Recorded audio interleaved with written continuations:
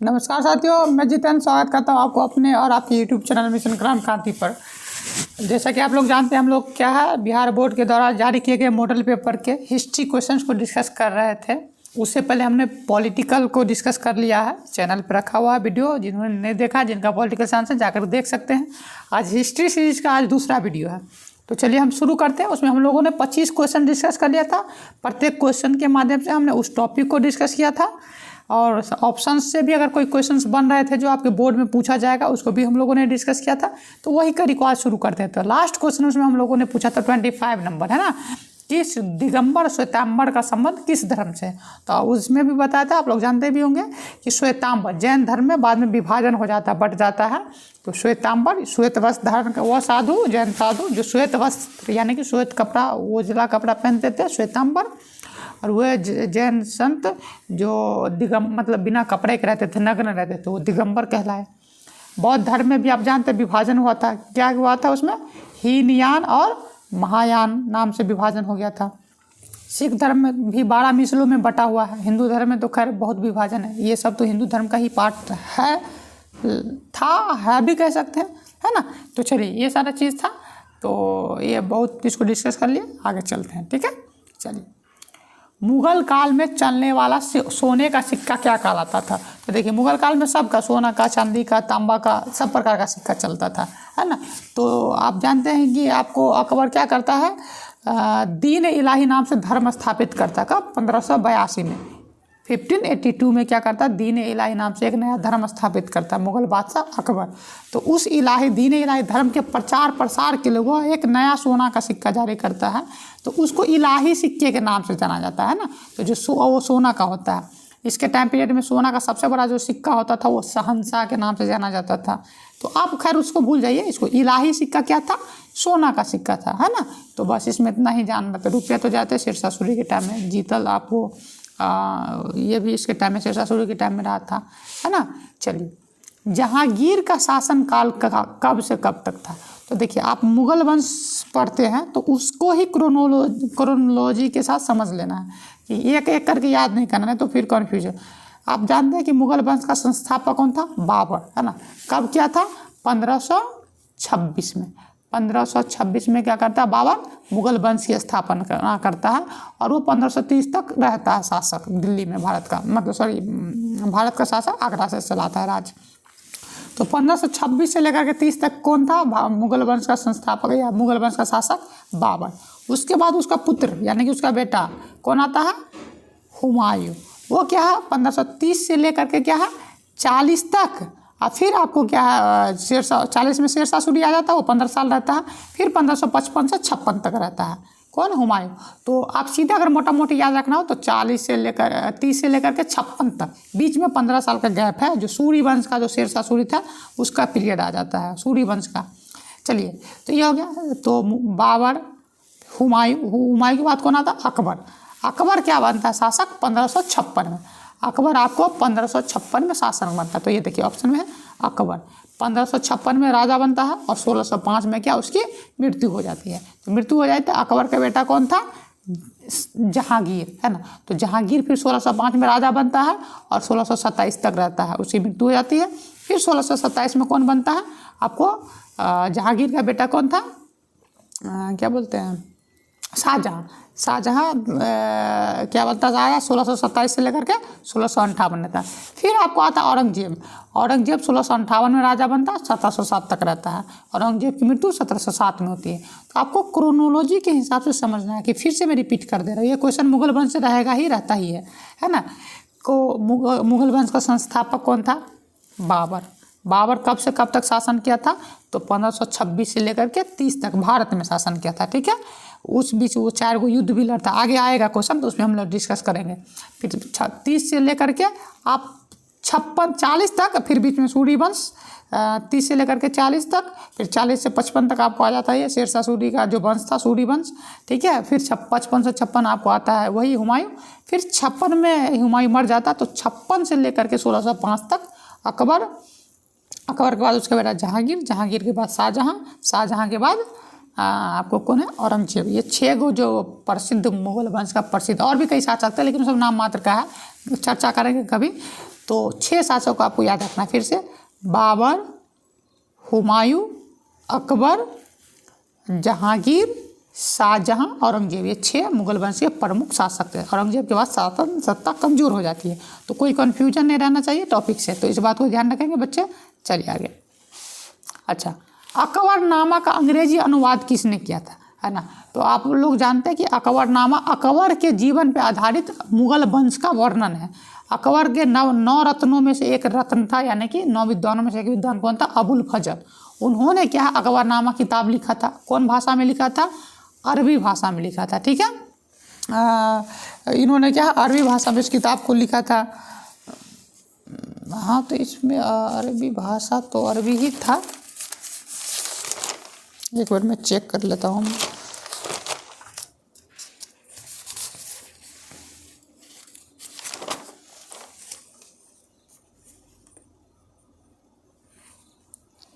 फारसी, sorry, है ना, फारसी। इसलिए मुझे मतलब सरस्वती का पता नहीं आशीर्वाद है कि क्या, कहीं पे लगता है कि गलत बुला गया है तो फिर कुछ ना कुछ हिंट्स यहाँ पे कर जाता है ना। तो वो अरबी नहीं था, ठीक है, फारसी भाषा में मूलतः लिखा गया था, ठीक है, अबुल फजल के द्वारा। अकबर की जीवनी है और मुगल वंश का उसमें वर्णन है। तो अकबर, इसका आंसर तो क्या है? हेनरी बेवरिज है। इसका translation, English translation Henry Beveridge करता है। अब थोड़ा सा इसको डिटेल में देख लेते हैं। हेनरी बेवरिज क्या करते हैं? अकबरनामा का अनुवाद। तो अकबर के 9 रत्नों में से एक अबुल फजल, उन्होंने क्या किया था? आपको फारसी भाषा में क्या लिखा था? मुगल वंश से संबंधित अकबर के जीवन पर आधारित उनका जीवनी लिखा था, ठीक है। अकबरनामा कोई दिक्कत, हेनरी बेवरिज ने उसको अंग्रेजी में ट्रांसलेशन किया था। ये मूलतः फारसी भाषा में था। किसने लिखा था? अबुल फजल ने। किस भाषा में था? फारसी भाषा में। अकबरनामा से क्या हमें जानकारी मिलती है? तो मुगल वंश और अकबर के बारे में जानकारी मिलती है। अच्छा देखिए, अकबरनामा जो है ना 3 भागों में बटा था। अकबरनामा 3 भागों में बटा था। इसका जो तीसरा भाग था, इसे ही क्या कहा जाता था? आइन-ए-अकबरी। अकबरनामा का जो तीसरा भाग था उसे आइन-ए-अकबरी, है ना, मैं फिर लिख देता हूँ यहाँ पे, उसे सुन तो पढ़ रहे होंगे आप लोग, है ना, आइन ना डैश ए अकबरी।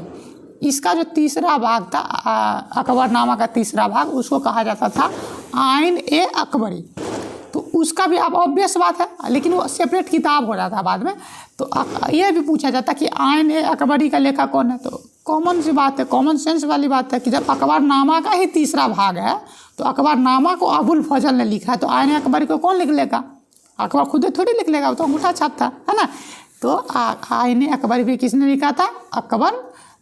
अबुल फजल ने ही लिखा था, ठीक है। और देखिए, आइन-ए-अकबरी भी आगे क्या है? 5 भागों में बटा है। तो देखो यहाँ पे बच्चे कंफ्यूज करते हैं, कहता आइन-ए-अकबरी कितने भागों में बटा? तो उसको अकबरनामा याद रहता तो मार देता 3। नहीं, अकबरनामा 3 भागों में बटा था और उसका जो तीसरा भाग था उसे आइन-ए-अकबरी के नाम से जाना जाता था, जो अलग किताब होता है। फिर उस आइन-ए-अकबरी को भी 5 भागों में बांटा गया था, तो कन्फ्यूजन नहीं होना। अच्छा, फिर आइन-ए-अकबरी को भी ट्रांसलेशन किया गया था इंग्लिश में, अलग अलग भाषाओं में। तो इंग्लिश में किसने ट्रांसलेशन किया? तो ये जो ऑप्शन आपको बी दिख रहा है, हेनरी ब्लॉकमैन या ब्लॉचमैन, तो उन्होंने क्या करा था? आइन-ए-अकबरी को ट्रांसलेट किया था। और हेनरी बेवरिज, तो देखो दोनों में हेनरी है, तो कंफ्यूज नहीं होना है। टिक मारते वक्त बच्चे जल्दी में गलती कर जाते हैं। और मैं इसलिए भी डेप्थ में जाता हूँ कि आराम से, चिंता करना, धड़पड़ी जिसको है हर बार में गड़बड़ हो जाता है। तो वैसे मैंने क्लास में डिस्कस करा है, बाकी जो बच्चे का नहीं है, बाहर वाले हैं, तो उसको भी ध्यान से क्लियर हो जाए। तो अकबरनामा के लेखक अबुल फजल, आइन-ए-अकबरी के लेखक अबुल फजल। अकबरनामा के इंग्लिश में ट्रांसलेटर कौन थे? तो आपको कौन थे? ये हेनरी बेवरिज। आइन-ए-अकबरी जो कि अकबरनामा का ही तीसरा भाग है, उसके ट्रांसलेटर कौन थे? इंग्लिश में किसने ट्रांसलेट किया था? तो हेनरी ब्लॉकमैन ने। कोई कन्फ्यूजन, दिक्कत? हाँ, तो मैं जो बोलता हूँ एक एक शब्द, है ना, वो काफ़ी इंपॉर्टेंट है आपके एग्जाम के व्यू से, जीवन के व्यू से, अगर यदि कम्पिटिटिव एग्जाम देंगे भविष्य में तो उसके व्यू से भी। तो चलिए आगे चलते हैं, ठीक है। बाबरनामा आ गया ना, अकबरनामा, बाबरनामा, अभी पादशाहनामा, जहांगीरनामा, बहुत कुछ आएगा, ठीक है। तो बाबरनामा, तो बाबर जो जलालुद्दीन मोहम्मद बाबर, है ना, अकबर के दादाजी, दादा हो गया ना, हाँ दादा, हुमायूं दादा, अकबर के दादा जो बाबर था, मुगल वंश का संस्थापक, ये भी अपना जीवनी लिखता है, ठीक है। तो ये अपना बाबरनामा, ये इसका कोई दरबारी कभी नहीं, ये पढ़ा लिखा था, है ना, ठीक ठाक था पढ़ा लिखा। तो बाबरनामा कौन लिखता है? बाबर खुद लिखता है। अच्छा, यहाँ पे एक चीज़ पूछा जाता है, बाबरनामा किस भाषा में? तो तुर्की भाषा में है, और अकबरनामा फारसी भाषा में। तो कन्फ्यूज नहीं होना, बच्चे इसमें बहुत गलती करते हैं, ठीक है। अच्छा, अबुल फजल, तो देखिए अकबरनामा। इब्न बतूता के बारे में दिया है, तो ये इब्न बतूता का बहुत अच्छा तो एक किताब था, नाम क्या था? तहकीक हिंद, तहकीक हिंद। अच्छा, अलबरूनी है, अलबरूनी ने एक किताब लिखा था, क्या नाम था उसका? तहकीक हिंद, है ना। तो अलबरूनी ने क्या लिखा था? तहकीक हिंद नाम से क्या इन्होंने एक किताब लिखा था। तो इसमें कुछ बचा नहीं। इब्न बतूता, रेहला, हाँ, रेहला नाम का जो पुस्तक है उसको इब्न रेहला नाम से किताब है। मोरक्को का यात्री था ये इब्न बतूता, उसने एक किताब लिखा था, उसका क्या नाम था? रेहला। तो इब्न बतूता, अलबरूनी तहकीक हिंद या किताबुल हिंद, ये अलबरूनी लिखा था। बाबरनामा बाबर, अबुल फजल अकबरनामा। तो ये पढ़ते हैं ना कि साहित्यिक इतिहास के 3 स्रोत हैं, पुरातात्विक स्रोत, साहित्यिक स्रोत और विदेशी यात्रियों का विवरण। तो ये सब साहित्य, ये तीनों तो खैर विदेशी यात्री में, ये दोनों आ जाएगा विदेशी यात्री में, ये भी। बाकी ये सब क्या है? साहित्यिक स्रोत में आ जाएगा। तो ये सब चीज़ें क्या, इसी सब की किताब सबको अध्ययन करके हमको उस टाइम के इतिहास की जानकारी मिलती है। तो कैसे पता चलता है हम लोग को उन लोगों के बारे में सारी चीज़ें, है ना। चलिए ठीक है, और ये वीडियो रात को रिकॉर्ड कराओ 10 बजे के बाद ही, है ना, क्योंकि यहाँ पे हल्ला गुल्ला का सीज़न था और भी टाइम वाला इशू है। तो लगता है 12 बजे तक ये सारी चीज़ें मैं करके आप लोग को अपलोड कर दूँगा, ढंग से पढ़ लेना, 12 बजे तक हो जाएगा सारी चीज़ें, ठीक है। टोडरमल कौन था? तो जानते हैं ना कि सरकार जब बनती है तो उसमें सब अलग अलग मंत्रालय भी होता है ना। तो जब राजा था, अकबर जब राजा था तो वित्त मंत्री बनाया था, है ना, फाइनेंस मिनिस्टर। किसको? अकबर ने बनाया था टोडरमल को, क्या चीज़? अपना वित्त मंत्री बनाया था टोडरमल को। वित्त मंत्री का काम क्या होता है? पैसा, टैक्स का देखना कि कहाँ से राजस्व, रेवेन्यू कहाँ से आएगा, कहाँ खर्च होगा। अभी का वित्त मंत्री कौन है भारत की? बताओ, एक महिला है। हम चलो हिंट दे दिया, कमेंट करके बताओ भारत की वित्त मंत्री अभी कौन है? महिला है, बहुत ताकतवर महिला है ना। चलिए, तो अकबर टोडरमल कौन था? अकबर का वित्त मंत्री था, ठीक है। अगला क्वेश्चन। अच्छा, तंबाकू के उपयोग पर किस शासक ने प्रतिबंध लगाया? तो अकबर अंगूठा छापता ना नीचे, या तो अंगूठा छाप लोग अंगूठे से लगाता है ना, खैनी। तंबाकू को खैनी ही बोलते हैं, तंबाकू भी बोलते हैं। तो ये जो है आपको कौन है? अकबर तंबाकू का यूज करता है, पहली बार यूज करता है। देखो हो गया ना गलती। तो किस शासक ने पूछा क्या है? प्रतिबंध लगाया था। तो अकबर क्या किया था? पहली बार तंबाकू का यूज किया था, सेवन किया था, खुद ये यहाँ पर डाला था, ठीक है। लेकिन इसी के बाद इसका बेटा आता, गुस्सा आता कि मेरा बाप तंबाकू भी खाएगा चुट्टा। तो ये जहांगीर क्या कर देता है? उसको बैन कर देता है, प्रतिबंध लगा देता है। तो तंबाकू का उपयोग सबसे पहले किस शासक ने करा था? अकबर ने। मुगल वंश के बारे में अगर पूछे तो पता है ना, तंबाकू, आलू जो आप रोज़ खाते हैं, पपीता, अन्य चीज़ें, यह भारत का नहीं है, ये सब पुर्तगाली लेकर के आया था। पुर्तगाली भी अपने घर में नहीं, वो लोग अमेरिका से लेकर के आए थे। बड़ा स्टोरी लंबा, कभी 11th का हिस्ट्री पढ़ाएंगे ना तो उसमें बताएंगे। वैसे 12th का बैच फरवरी या मार्च में मैं लॉन्च करने वाला हूँ, इसी पे topic batch, chapter wise, concept में सारा हिस्ट्री, पॉलिटी, अन्य चीज़ भी देखा जाएगा, ठीक है, समय के साथ, जब जब संसाधन और समय होगा उसके अकॉर्डिंग। तो ये हो गया, तो तंबाकू वाला इशू कोई ख़त्म। चलिए, शाहजहाँ, तो शाहजहाँ ताजमहल किसने बनवाया था? शाहजहाँ ने बनवाया था, आप लोग पढ़े ही होंगे। चलिए, अच्छा, गुलबदन, खूब किताब सब मुगल वंश देखते हैं कितना रिपीट होता है, वो पूछा। गुलबदन बेगम जो थी उसने भी एक पुस्तक लिखा था। वो कौन पुस्तक लिखा था? हुमायूं नामा, है ना। हुमायूं के जीवन पे आधारित, यानी उसके जीवनी को लिखा था किसने? उसकी बहन, हुमायूं की बहन गुलबदन बेगम ने, यानी कि बाबर की बेटी ने, ठीक है। तो हुमायूं नामा के लेखक कौन है? गुलबदन बेगम। अच्छा बताओ, अकबरनामा के लेखक कौन है? बताओ। चलिए, हाँ, अकबरनामा के लेखक अभी बताओ, अभी चर्चा किए थे। बाबरनामा के लेखक कौन है? बताओ। अच्छा, ये बादशाह नामा है ना, ठीक है, इसको बादशाह नामा भी कहा जाता है। तो अकबरनामा के लेखक कौन थे? अबुल फजल। इसके ही चेला थे अब्दुल हमीद लाहौरी, है ना, इसका ही चेला था अब्दुल हमीद लाहौरी। और अकबर के बाद कौन आया? जहांगीर आया, है ना। तो जहांगीर क्या करता है? जहांगीर, शाहजहाँ, सॉरी, अकबर के बाद जहांगीर आया। तो जहांगीर तो अपना जीवनी खुद लिखता है जहांगीर नामा के नाम से, ठीक है। जहांगीर के बाद कौन आता है? शाहजहाँ, ठीक है। तो शाहजहाँ क्या करता है? जो अकबरनामा का जो लेखक रहता है उसका क्या नाम है? अबुल फजल। उसका ही चेला अब्दुल हमीद लाहौरी को नियुक्त करता है इतिहासकार के रूप में कि भाई तुम मेरे जीवन के बारे में, मुगल वंश के बारे में लिखो, किसके तरह? अपने गुरु के तरह। जैसे उन्होंने अकबरनामा लिखा था उसी तरह से तुम क्या लिखो? बादशाह नामा लिखो या पादशाह नामा। तो पादशाह नामा के लेखक कौन थे? तो अब्दुल हमीद लाहौरी, जो कि अकबरनामा के लेखक अबुल फजल के शिष्य थे, स्टूडेंट थे। ठीक है, चलिए कोई दिक्कत? कई सारा क्वेश्चन मैंने बोल दिया, आप इसको बार बार रिपीट कीजिए, समझिए। आगे चलते हैं। शेर शाह सूरी ने किस मुगल शासक को परास्त किया? तो देखिए मुगल वंश में बताया था। तो शेर शाह सूरी किसको क्या है?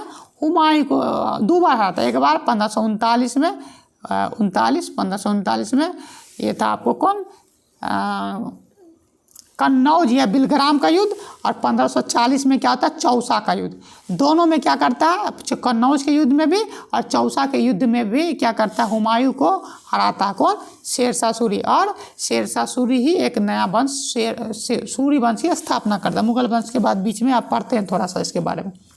चलिए ठीक है, बड़ा इंटरेस्टिंग फैक्ट। अच्छा, घाघरा का युद्ध किसके किसके बीच लड़ा था? तो मैंने बताया था ना कि बाबर 1526 में पानीपत का प्रथम युद्ध जीतता है ना? किसको हराता है? लोदी वंश के अंतिम शासक इब्राहिम लोदी को। उसको मार देता है, हरा देता है। उसके बाद भारत में मुगल वंश की स्थापना करता है। तो पहला 1526 में ही लड़ाई कर लेता है। कौन? पानीपत का प्रथम युद्ध किसके किसके बीच में हुआ? बाबर और इब्राहिम लोदी के बीच। ठीक है, फिर 1527 में वो क्या करता है? फिर युद्ध करता है बाबर 1526। फिर आपको क्या करता है? 27 का युद्ध करता है, खानवा का युद्ध। खानवा का युद्ध में क्या करता है? राणा सांगा को 1527 में खानवा का युद्ध करता है। खानवा जगह का नाम है। खानवा का युद्ध होता है, उसमें भी राणा सांगा को हरा जाता है। फिर 1528 में आता है चंदेरी का युद्ध, है ना? चंदेरी का युद्ध में वो क्या करता है? मेदिनी राय को हराता है। फिर 1529 में क्या करता है? ये घाघरा का युद्ध। उसमें वो क्या करता है? आपको घाघरा के युद्ध में महमूद खान लोदी को हराता है। तो घाघरा का युद्ध में किसके बीच लड़ा गया था? बाबर और महमूद लोदी के बीच। देखिए, तो 1529 में लड़ा, 1530 में मर गया। तो चुट्टा खाली युद्ध करते रहा, है ना? 26 में राजा बना, उससे पहले भी उधर युद्ध करा था, मतलब मार कार एकदम। 26 में युद्ध किया। कौन? पानीपत का प्रथम युद्ध किसके किसके बीच? बाबर और इब्राहिम लोदी के बीच। सब जीत जाता है, चारों का चारों यह जीतता है। इसके बाद फिर क्या हुआ? हम एक ट्रिक इसमें बताते थे क्लास में, कि बाबर आया, पान खाया, चाय पिया, घर गया। तो बाबर आया तो पान खाया, पानीपत खाया से खानवा का युद्ध, चाय पिया से चंदेरी का युद्ध, है ना? घर गया से घाघरा का युद्ध। तो इस तरह से तो पहला 1526 में पानीपत का प्रथम युद्ध, दूसरा 1527 में क्या हो जाता है आपको? खानवा का युद्ध, तीसरा आपके 1528 में चंदेरी का युद्ध, और चौथा 1529 में आपको घाघरा का युद्ध होता है, महमूद खान लोदी को हराता है। तो कोई दिक्कत? क्वेश्चन मैंने क्या था, चारों ये युद्ध पूछता है, इसको ध्यान से सुनना बच्चों, है ना? ध्यान से सुनिए, इसको 2 बार लिखिए, 3 बार लिखिए, फिर जा करके चीज़ों को समझिए, है ना? तो इस तरह से आगे आप कर पाएंगे। तो चलिए आगे, अकबर का संरक्षक कौन था? तो देखिए अकबर जो है ना 13 साल की उम्र में राजा बनता है। 13 साल के बच्चा को क्या दिमाग रहता है क्या? तो अकबर के पिताजी यानी कि हुमायूं का बहुत वफादार व्यक्ति एक रहता है, बैरम खां। तो बैरम अकबर को राजा बनाता है। जब वो मर जाता है हुमायूं तो उसके बाद अब लेकिन उसके नाम से वही शासन राजा हो रहा था, बाकी सारा डिसीजन यही बैरम खां लेता। वो कहता कि हम उसका क्या संरक्षक है। संरक्षक मतलब गार्जियन होता है ना, गार्जियन की तरह। फिर बाद में बैरम खां को भी हटा देता है। ये बहुत वर्चस्व चलाते रहता है। तो बैरम खां कौन था? अकबर का संरक्षण। अब्दुल लतीफ़ ऑप्शन में, अब्दुल लतीफ़ कौन था? उसका गुरुजी था।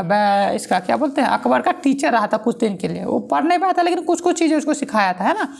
भगवान दास तो वो सब उसका वही अथी था, मनसबदार। मान सिंह भी क्या था? मनसबदार सेनापति भी रहा था इसका।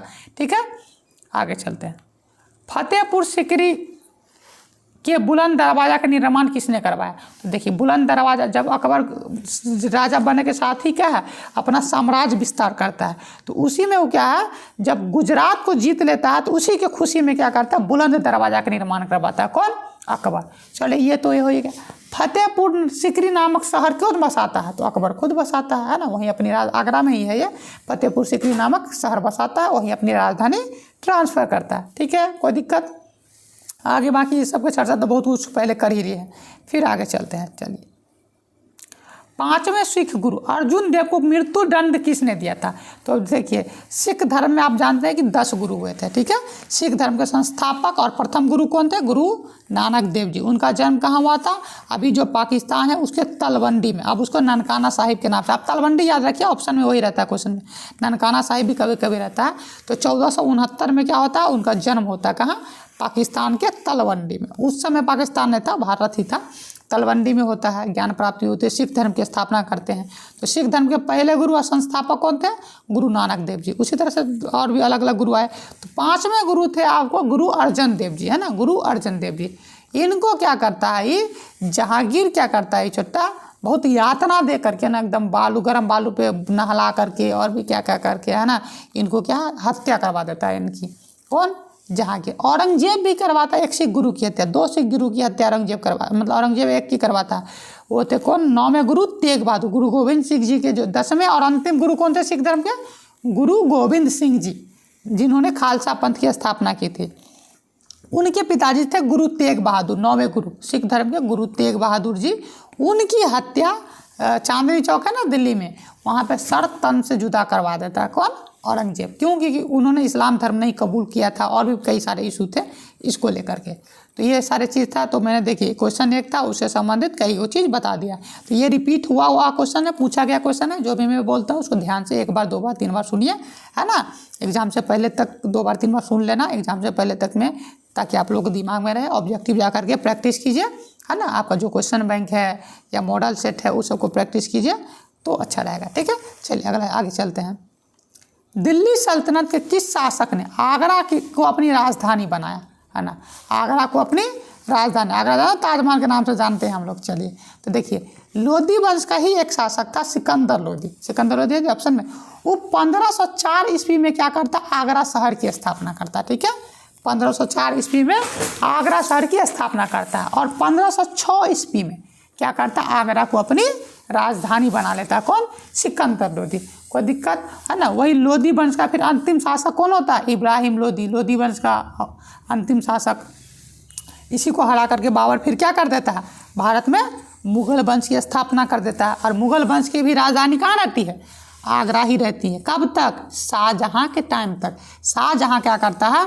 1638 ईस्वी में क्या करता है? अपनी राजधानी आगरा से दिल्ली ले आता है। तब से दिल्ली भारत की राजधानी रही है। अभी भी दिल्ली भारत की राजधानी है, तो कंफ्यूज नहीं होना। मुगल वंश में अकबर का राजधानी कहाँ था? तो दिल्ली नहीं। अगर पूछ दे कि अकबर का किला जो है, अकबर का लाल किला, वो कहाँ है?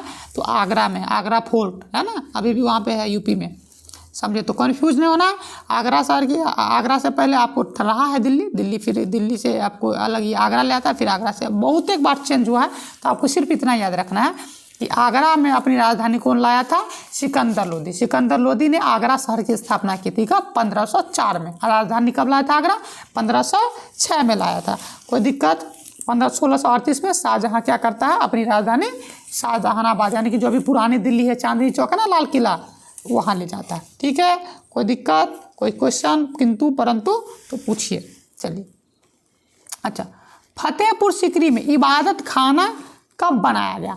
तो जानते हैं ना कि अकबर प्रोग्रेसिव माइंड सेट का व्यक्ति था। वो चाहता था कि उसके राज में सब मिलजुल करके रहे और भी बहुत सारी चीज़ें।